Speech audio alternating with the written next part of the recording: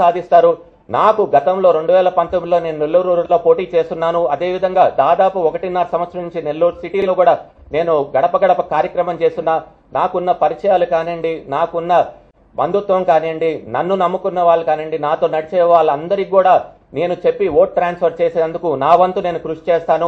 అదేవిధంగా ఖలీల్ గారు కూడా సిటీలో తప్పకుండా గెలిచేటట్టు నా వంతు నేను కృషి చేస్తాను. ఎందుకంటే ఒక సామాన్యులు అందరికీ అందుబాటులో ఉంటారు. అలాంటి వ్యక్తి ఉంటే చాలా మంచిది. తప్పకుండా రాబోయే రోజుల్లో కూడా నియోజకవర్గాలుగా ప్రెస్ మీట్లు పెట్టడం కానివ్వండి, అదేవిధంగా నా వంతు నేనేమి సహాయ సహకారాలు అందియగలుగుతానో తప్పకుండా వైఎస్ఆర్సీపీ పార్టీకి నేను అందజేయగలుగుతాను.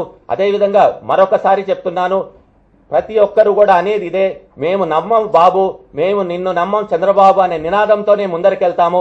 తప్పకుండా జగన్మోహన్ రెడ్డి గారు మళ్ళీ ముఖ్యమంత్రి అయ్యేంత వరకు కూడా ప్రతి ఒక్కరు కూడా కృషి చేయాలని చెప్పి కూడా కోరుకుంటున్నాను. జై హింద్, జై జనసేన, జై వైసీపీ, జై జగన్, జై జగన్.